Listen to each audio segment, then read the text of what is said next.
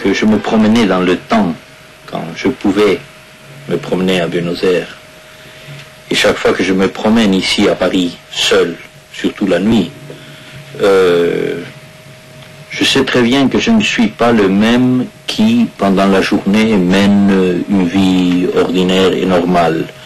Je ne veux pas faire du romantisme bon marché, je ne veux pas parler d'état second. Mais il est évident que ce fait de se mettre à marcher dans une ville comme Paris ou Buenos Aires, la nuit, cet état ambulatoire où à un moment donné on cesse d'appartenir au monde ordinaire, me situe par rapport à la ville et situe la ville par rapport à moi dans une relation que les surréalistes aimaient à appeler privilégiée. C'est-à-dire qu'à ce moment-là, il se produit vraiment le passage, le pont, les osmoses, les signes, les découvertes. Tout ce qui finalement a donné une grande partie de ce que j'ai écrit comme roman ou comme nouvelle. Marcher dans Paris, et c'est pour ça que je qualifiais Paris de ville mythique. Marcher dans Paris signifie avancer vers moi. Mais c'est impossible de le dire avec des paroles, des mots, ça.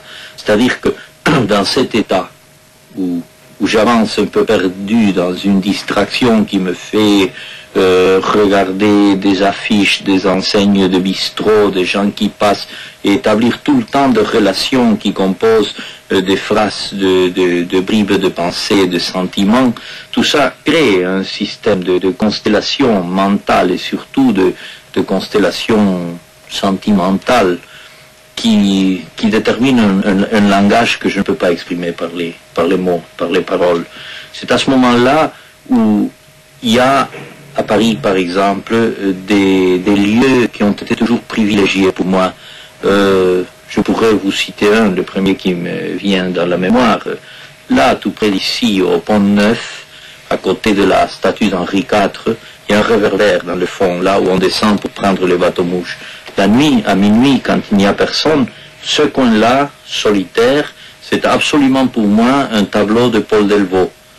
Et il y a le sentiment du mystère qu'il y a dans les tableaux de Paul Delvaux, cette imminence d'une chose qui peut paraître, qui peut se manifester et qui vous met dans une situation qui n'a plus rien à voir avec les catégories logiques et les événements ordinaires.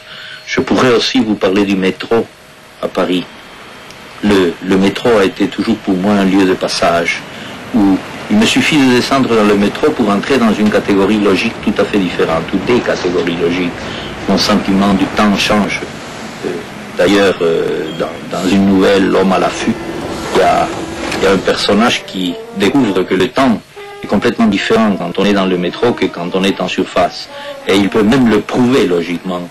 Ça, c'est un sentiment, une expérience que moi j'ai au moins une fois tous les 15 jours.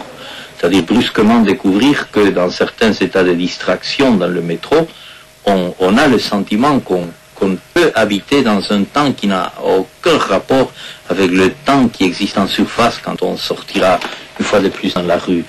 Et il y a aussi les galeries couvertes, la galerie Vivienne, il y a tous ces endroits de Paris que les gens parcourent pour aller à la recherche d'une boutique et qui pourtant étaient les lieux hantés de Lautréamont dans le quartier de la Bourse. Toutes ces galeries couvertes qui font un Paris absolument magique, mystérieux, et c'est ce que j'appelle mythique.